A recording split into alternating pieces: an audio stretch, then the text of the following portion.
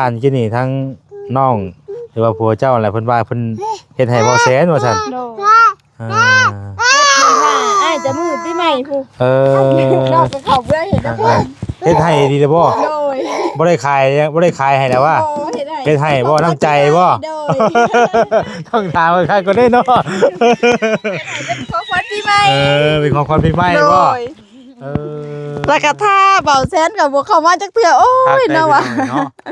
ว่าแซนจนลังเลอยู่ได้กินจนโอ้สิกล้าย่อขึ้นบ่เนาะเบิ่งจับเบิ่งรถโอ้มันอันเนื้อนะแม่นๆแต่พี่น้องเราว่าสิเอาตัวน่ะให้เพิ่นว่ามันขี้ร้ายนะเฒ่าเพิ่นว่าเฮ็ดใหม่เพิ่นว่าลงมันแบกฐานไปฮอดเพิ่นก็ทั้งกันน้องเพิ่นว่าบ่แซนเฮ็ดโตให้เด้อว่าซั่นยังลังเลอยู่ได้ทางนี้ยังบ่กล้าอยากย่อขึ้นรถได้อยู่ได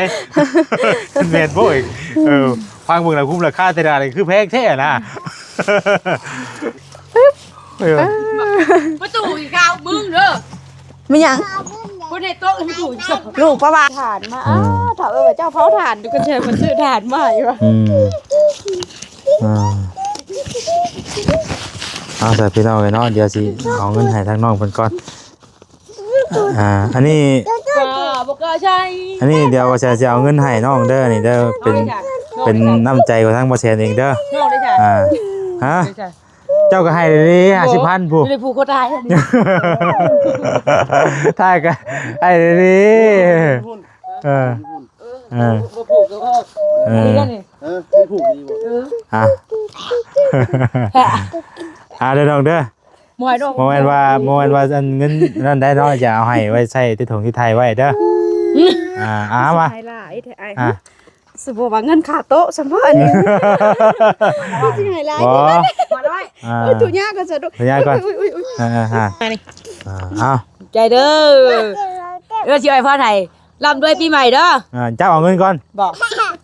พอแล้วเด้น่ะเอาไว้พ่อได้แม่จ้ะพ่อไปได้อ้าวบัดนี้ให้ถึงเลข6ตัวเด้อสาธุบอกตัวนำแหละบอกตัวเลขนำบอกตัวเลขบ่นอกก็พูดแล้ววันนี้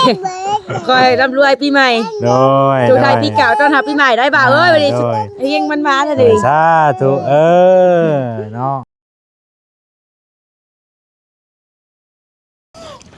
พี่น้องไว้เนาะมาพ่อกันอยู่บ้านน้องทองมีคือเก่าเนาะช่วงบรรยากาศตอนแรงๆพี่น้องเอ้ยพ่อกันอยู่พี่เด้อมื้อนี้เป็นเติดเอาเฮ็ดปานนี้เนาะบ่ได้มาตั้งแต่ปีกายนี่พี่น้องเอ้ยเนาะมาปีนี้ก็ยังคักคือเก่ามีเป็ดมีหยังมาอีกบัดนี้เนาะคักแล้วบัดนี้พี่น้องเอ้ยป้าก็เฮ็ดไปทางเด้ก็รู้กลัวอยู่บัดนี้โอ้สูบน้ำไปฮดนั่นบ่สูบน้ำไว้ทางบ่สูบได้บ่ครับสบายดีเด้อน้องเด้อโดยพ่อกันตอนแรงๆป้อเก่งดีเอาไป2 หน่วยเลยมันสิแตกของแม่ได้หิวไปใส่ยังน่ะของน้ำบ่โอ้คักแรกบาดนี้เนาะโอ้มีเป็ดมาอีกบาดนี้โอ้คักพี่น้องเอ้ยผู้เป็ดกรุบกราบเนาะกินยังน้องรามหิวแล้วบาดนี้โอ้มันสิแตกเปียกๆนั่นเองลูกชายเพิ่นก็อยากซอยเนาะโอ้แพงบ่นี่โอ้ยอาบน้ำให้เพิ่นอยู่บ่ล่ะฮะอาบน้ำให้อยู่บ่ล่ะมาให้โอ้พี่น้องเอ้ยโอ้มีโตมาอีกบ่นี่โอ้โตยังไงเบาคักยังไงเบาโอ้ยเนาะยังไงเปลี่ยนเอาเปล่าเปลี่ยนเอาบ้าบ่อะไรกันเนาะเป็นบ้ากะกะคักอยู่แต่ก็บ่อยากเปลี่ยนเลยเนาะไปเลยโอ้ตัวนั้นมันก็บ่กะคักนึงอันนี้มองอยู่คู่กินเพิ่นพี่น้องเอ้ยไปได้ประตูเด้อนี่อยากมีด้วยก็สั่งมาหาจะด้วยกลับบ้านอยากปล่อยแล้วสั่งมากินแรงไปวะ เป็นจังได๋เอ้ยอันเป็นจังได๋น้องผ่านไปหลายมื้อหลายวันเติบเลยการอยู่การนอนก็โอเคแล้วบ่เริ่มสิ้นแล้วเนาะย่ามมันค่ำกลางคืนก็บ่ได้มีก็คอกก็แขกหยังนะว่าเงียบแล้วเนาะลูกหมานี่เล่น นี่ก็เพิ่นอันนี้เพิ่นเผาเด้เพิ่นเผาเฮือนเผาซานเพิ่นยามเนาะมาเบิ่งโตเด้อครบเบิดแล้วบ่เฮ้ว่ามาบ่แต่ว่ามาบ่เห็นจ้ะแม่นตัวมันแล่นน้ำมือนั่นได้ตัวไหนเนาะตัวเท่าชำนี่แหละแล้วของสี ตัว คือหมู่ สีแดงบ่ โดยไปทางไหนเนาะลงทางมาจักไปแล้วลงทางมาจักเนาะบ่ลงบ่ไปทางไหนได้เนาะอ้าวเว้ยเห็นยังล่ะมานั่นก่อนไปยุกเอาทานปะน้องอย่ามาเพิ่มมาสิบอกอยู่ฮะน้องมาสั่งดังทาน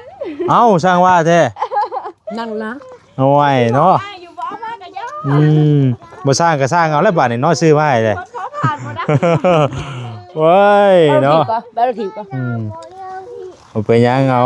ไว้เลยพี่น้องไอ้เนาะไปขายตัวเลยถือมาหลายสอบเด้6 สอบนี่นะนี่พ่อแซนอยากถามโต้นี่นะยังนั่นอยู่พี่น้องไอ้เนาะไปซื้อทานกินนี่ทั้งน้องหรือว่าผัวเจ้าอะไรเพิ่นว่าเพิ่นเฮ็ดให้บ่แสนว่าซั่นอ้ายจะมือปีใหม่ผู้นอกจากเขาเพื่อเห็นนะพ่อเฮ็ดให้ดีเด้อบ่บ่ได้ขายให้แล้วว่าเฮ็ดให้บ่น้ำใจบ่ต้องถามว่าใครก็ได้เนาะเป็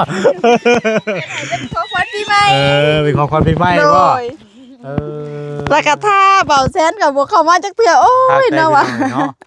ว่าแซนจนลังเลอยู่ได้กินจนโอ้สิกล้าย่อขึ้นบ่เนาะเบิ่งจับเบิ่งรถมันอันเนื้อนะแม่นแต่พี่น้องเราว่าสิเอาตัวน่ะให้เพิ่นว่ามันขี้ร้ายนะเฒ่าเพิ่นเฮ็ดใหม่เพิ่นว่าแล้วมื้อนั้นแล้วเพิ่นได้เข้าไปแต่เฮามาเฮ็ดโตหยังที่เพิ่นก็บ่เป็นหยังบ่น้องบ่น้องได้ครอบเพิ่นแล้วตัวด้วยดินะมื้อนั้นแล้วเพิ่นเข้าเฮ็ดเวียกปีใหม่หมู่ภาคแล้วเราเข้าไปและไม้ต้นนี้แหละหัวหน้าเพิ่นว่าสิตัดเฮ็ดแป้นตังแล้วเราว่ามันงามอยู่ก็ซั่นแหละตอนแรกเพิ่นว่าสิตัดเฮ็ดแป้นตังโดยแป้นตังนั่งน่ะบ่โดยเพิ่นจะไปเฮ็ดแป้นตังแล้วผัวน้องเราว่ามันงามอยู่ซั่นแหละข่อยขอเด้อเปลี่ยนกับขาแห้งค่อยเพิ่นว่าหัวหน้าเพิ่นจังเอาให้เพิ่นจะเราชวนน้องเข้าไปเบิ่งแล้วก็พากันเฮ็ดแข่งเฮ็ดขามันใส่น้องก็ได้ไปครอบทางเจ้เพิ่นว่าเฒ่าแม่เอ้ยว่าลูกสิขอเฮ็ดแข่งเฮ็ดขาโต๊ะใส่เด้อว่าพอได้ต้อนอันของขวัญปีใหม่เพิ่นว่ะเอาขอบใจหลายทางบ่แซงกันได้พี่น้องเนาะถือว่าได้รับน้ำใจทั้งน้องเพิ่นยิ่งใหญ่ดีมื้อนี้เนาะเป็นโต๊ะเป็นตั้งพี่น้องเอ้ยว่าโตฮักก็ดีแล้วซะนี่อยากไปพี่เอาไปเมื่อก็ว่าแซนมีสีอยู่ในเฮือนโดยพอดีจะเอาสีมาทาซะก่อนเนาะลูกแม็กบ่นักดีเด้นักเด้บ่ได้เบาดีเด้นี่นาคักดีนี่นานก็ไม่หน้าโต๊ะเพิ่นหักว่ามันอันนั้นไม่มันอยากอันนั้นเด้แตกเลยไม่มันบ่อยากซื้อนะเพิ่นเลยว่าอยากเฮ็ดแป้นตั้งน้องเรามันงามอยู่มันบ่ได้ขนาดโดยมันบ่ได้ขนาดโต๊ะแห่งหนากูนี่เนาะโดยถ้าโต๊ะเพิ่นมันสิใหญ่กว่านี้อันนี้เพิ่นบ่ได้ขนาดมันเพิ่นเลยอยากปะน้องเพิ่นว่าพอดีงามซ้ำนี่คักๆพี่น้องอันนี้เฮาเบิ่งทางมันหงายขึ้นซื่อๆเนาะแต่ว่าตัวตั้งขึ้นไหนก็งามพี่น้องเนาะไปมีแต่เอาท่านี่แหละลงชนะพี่น้องเนาะเจ้าสิเมื่อน้ำลาวสุดบ่ท่านี่แหละลงมันเด็กทานไปฮอดเพิ่นก็ทั้งกันน้องเพิ่นว่าบ่แซนเฮ็ดโตให้เด้อว่าซั่นเฮ้อยังลังเลอยู่ได้ทางนี้ยังบ่กล้าอยากย่อขึ้นรถได้อยู่ไดแม่นบ่อีกฟังเบิ่งแล้วคุ้มราคาแต่ละนี่คือแพงแท้นะก็เลยว่าเอาว่าเอาได้เอาขึ้นมาน้ำใจทางน้องเพิ่นก็เพิ่นท่าอยู่เพิ่นคล้องทางไอ้น้องว่าคันแนมเรามาสิบอกแล้วเอารถเขาไปเอาว่ะว่าอยากอันจ้างรถเพิ่นขึ้นเอามาให้หูตามมื้อนั้นบ่น่ะหูตามฮึบซื้อทานไปซื้อทานอยู่หั่นแหละว่าตอนแรกว่าจะไปซื้อน้องดำเพิ่นว่าเพิ่นบ่มีทานเพิ่นแล้วแต่โดนแล้วน้องดำ เอาไว้พอได้ดังกันแล้วเนาะ โดย บ่เป็นก็เป็นเอาดีเด้อเห็นเนาะ ยามแบบพูดยามมันนั่นพูดยามฝนตกพาลงพูดเฮาบ่มีพื้นมีหยังน่ะมันยากเด้ หวยเห็นได้เฮ้ยเดี๋ยวนี้ แล้วน้ำตะโมอีกบ่น่ะ ได้บ่ โอ้ดำบ่ได้เนาะ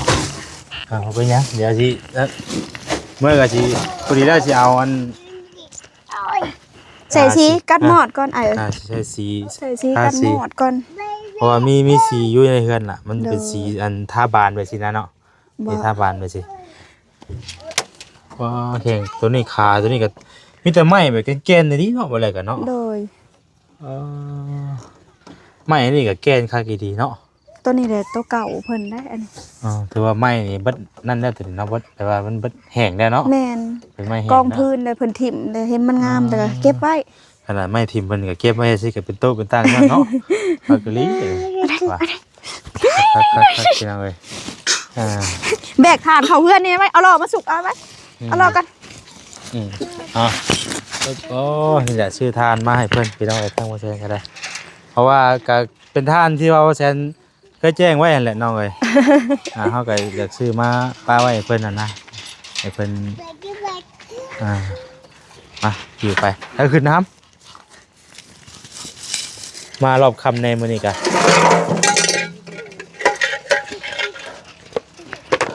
โอ้คือแล้วบาดนี้เนาะมีเป็ดมีไก่ก็มีบ่เนาะ บ่มีไอ้ ฮะ บ่มีแต่ ไก่ เป็ด มีแต่เป็ดป่ะ โดย จักตัวเลย6ตัวบ่ 7โตเพิ่นยังผักไข่อยู่ผู้ช่องแม่แล้วบ่ได้ง่ายขึ้นมาเอาขึ้น ไว้ใช่นี่น้อง กล้องล่างค่ะนะไอ้ ไว้นี่เลยบ่ โดย จังเอาไม้มาห้องเอาบ่ได้โอ้เป็นค่ากี่ดีเนาะเอาน้องนับไปทางไหนเลย ไปเอารถเพิ่นได้ลงมาดิ นึกว่าเมื่อเลยนะ ลง โอ้ลงครับลงล่มได้คือว่าเห็นเพิ่นว่าเอาเสื้อผ้ามาให้บ่ โดย น้องดาเพิ่นเอาเสื้อผ้ามาให้ มันเอาเสื้อผ้าขึ้นมาต้อน เพราะว่าทางเบาลี่เพิ่นเอามาให้บ่ โดย มันจะล่มครับมันจะล่ม คู่แตกนะไอ้มาเลยแม่หิวดอกลูกอึ๊บมา ได้บ่ได้ ปิ๊กลงครับเฮ้ย ประตูอีกคราวมึงเด้อ มีหยัง คนในโต๊ะประตูอีก ลูกปลาหวานหันแล้วจำสิมาเว้าใส่ร้านข่อย พระเอ็ดปีก ไปพูดไปพูดไปเป็นไงเนาะบรรยากาศดีขนาดยืนนี่น้ำตอนแรงมาเนาะเปก็มีให้นอนบัดนี่ห้องหลับยังว่าเรื่อยเนาะ ชอบเถื่อได้เรามามื้อนี้ได้ ชอบเถื่อ โอ้ย เช้านี้แล้วลงมาข่อยสิไปหาหมาให้เจ้าเราอ่ะข่อยฮู้ว่ามันอยู่ไสเราอ่ะเราก็ตื่นรถเมื่อ เนาะมันไปแบบได้เหมือนเนาะ น้องว่ารถเหยียบไปเอ้ย รถเหยียบดิ โดย มันบ่ได้เห็นบ่ใช่ตามเขาไปตามทางแต่ยังแต่ว่าตาม บ่น้องไปหลอกก็บ่มีว่านี่น้องก็ไปหลอกหลังจากนั้นตื่นเช้ามาน้องก็ไปหลอกก็บ่มี แต่ว่าจะว่าเห็นแบบว่ามันจะว่ารถเหยียบยังจะว่าเห็นตามทางตามอย่างที่นะ เฮาก็สิว่ารถเหยียบหันผู้นี้ได้เราให้อยากไปหาหันได้อ้ายเรายินอยู่แล้วเราว่าอยากไปหาบักโบหั่นดิตอนชุมอ้ายสิออกเมื่อนะก็ละมาหาหมาตอนแรกแล้วก็ขึ้นสวดว่าลูกให้หาเด้เจ้าสิเนาะ โอ้ยดอจะให้แม่ยู่อีกบ่ล่ะโอ้ยโดย เต็มแล้วลูก ลงนะคอยลงน้ำ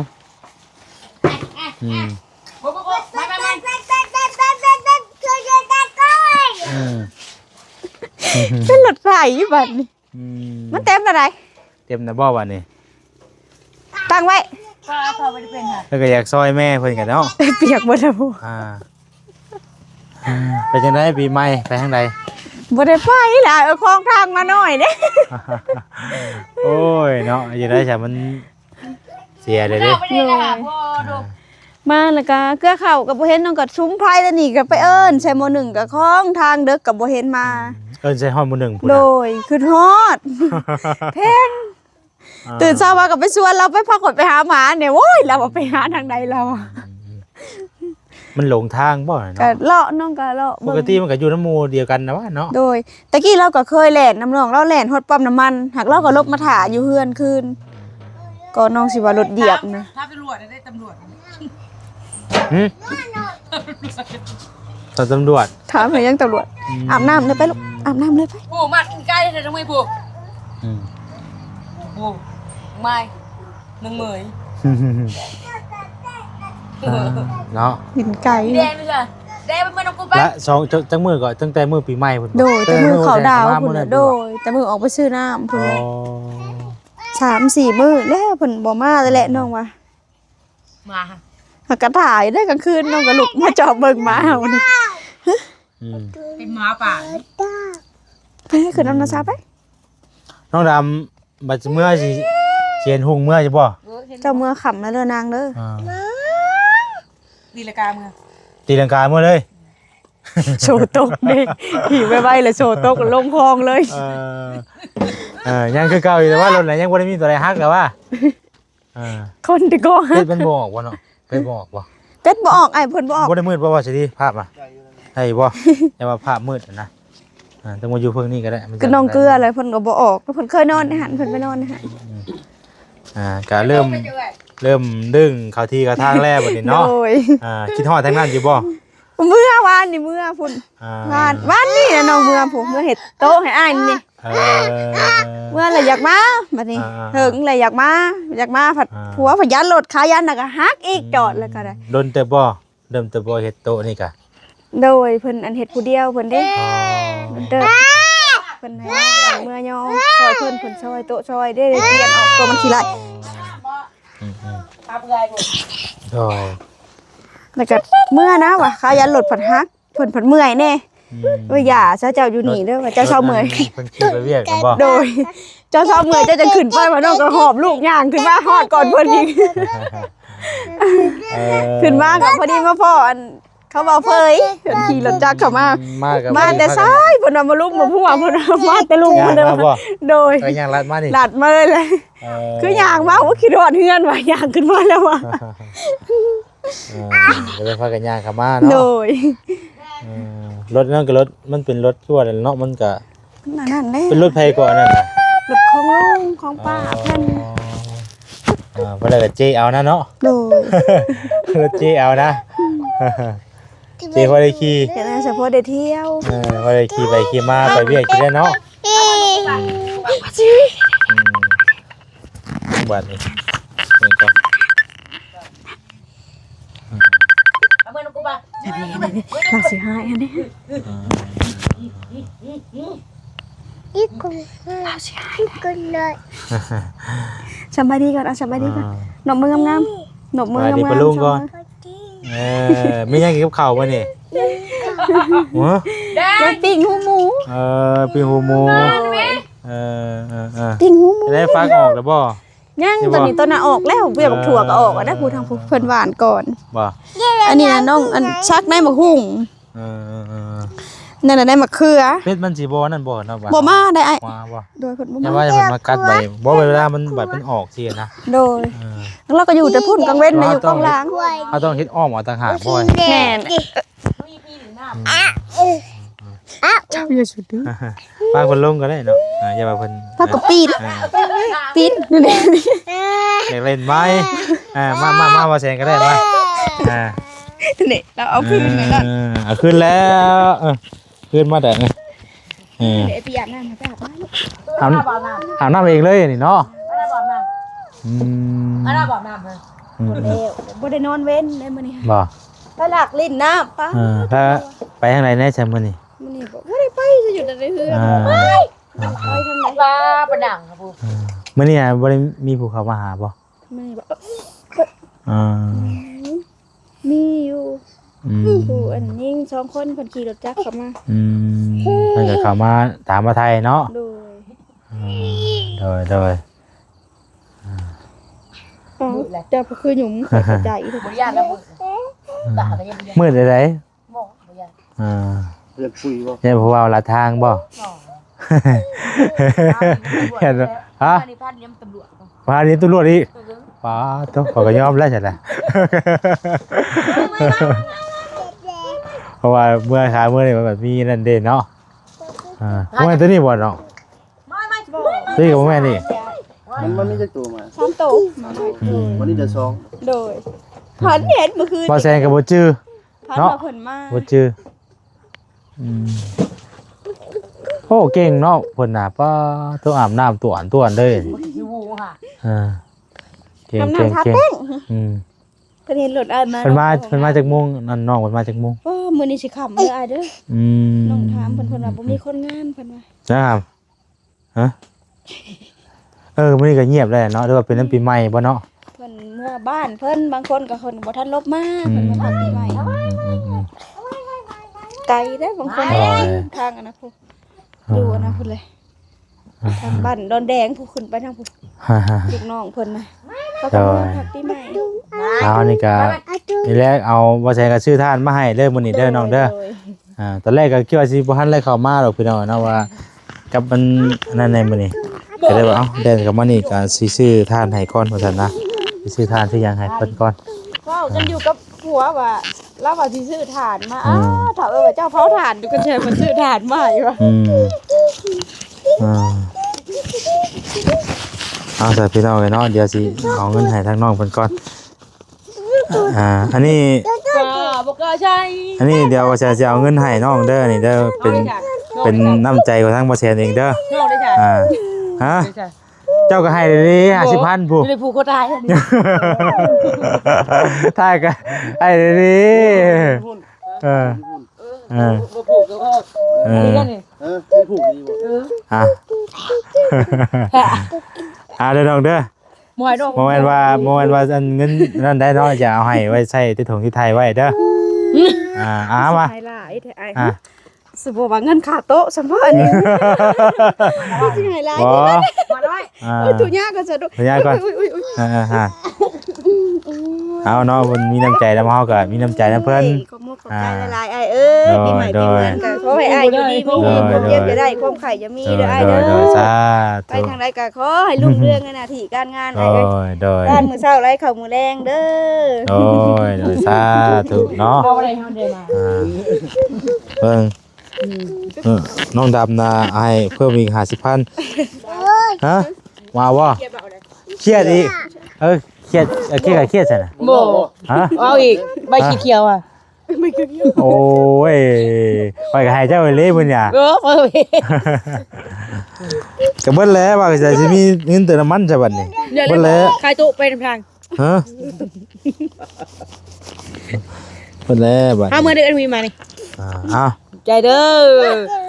อสิไอ้พ่อไทยลำด้วยปีใหม่เด้อ เจ้าเอาเงินก่อน บอก พอแล้ว เฮ้ยน่ะ เอาไว้พอได้ไหมจ้ะ ไอ้พ่อไปได้อ้าวปฏิให้ถึงเลข6ตัวเด้อ สาธุบอกตัวน้ำแหละ ฮะ บอกตัวเลขน้ บอกตัวเลขบ่นอกก็พูดแล้ว คันนี้บ่ วันนี้คอยร่ำรวยปีใหม่ ำโดย จุไทยปีเก่าต้อนรับปีใหม่ได้บ่าวเอ้ยวันนี้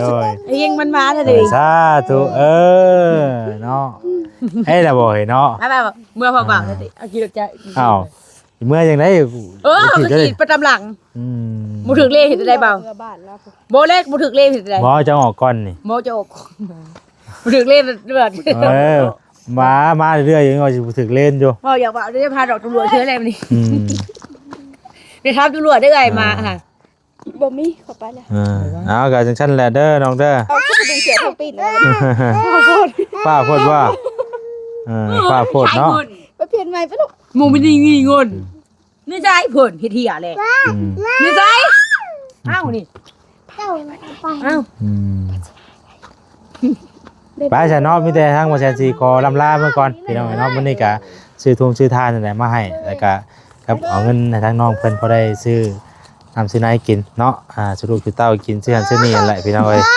บ่ได้มีหยังมาฝากมาต้อนหรอกว่าแซนกะ เอาเงินให้ไปซื้อเอาอยากกินหยังซื้อเอาเองเนาะ บ่เราสิตีเฮา บ่จักแน่สิซื้อมาให้ได้ข่อยก็ได้ บ่าวสิตีเฮาเอาบ่าวเลยบ่าว ฮะ บ่าวเฮ็ดคลิปมือน่ะบอก ฮะ เมื่อวานนี่ ไผ ก็เห็นอยู่บ่ คลิปหยัง คลิปบ่าวเอ้ก็บ่าวเวียง บ่เวียงเป็นหยัง ฮะน้องพากระเจ้าไประเวีเด้พุทธชาติเพิ่นอยู่คนเดียวบ่ได้บ่าวเวียง เลยเพิ่นอยู่คนเดียวเพิ่นขอข้าวขอน้ำเขากิน มันเหี่ยนะลูก ใช่ ฮะ ไม่ใช่ ใช่ว่าเจ้าบ่มีโทรศัพท์เจ้าไปเห็นน้ำใส เอาก็เห็นเลยว่า เออ เพิ่นพาไปนะน้องพาไป เจ้าก็ไปบ่ โดย อ่า เอาเบิ่งหน้าไอ้เบิ่ง เนาะเอาบ่ได้อยากให้ช่วยเหลือแล้วเพิ่นขอข้าวขอน้ำกินนี่บ่ อ่า เพิ่นบอกสิ อืม น้องไปคืนเฮือนเขาแล้วเรามาขอข้าวกินหั่นน่ะ โดยไปใช่ไม่ได้ขั้นไรเรียกว่าแซน บ่ได้เห็น ที่ ละโจรหาเปล่า ฮะ เห็นละโจรเด้โจรเลยโจรน่ะ ป้าไประบาดอีกเนาะบอกเขาไม่ได้เป็นใต้ได้เนาะไปฉันเนาะกราบก่อนว่าแซนก็ได้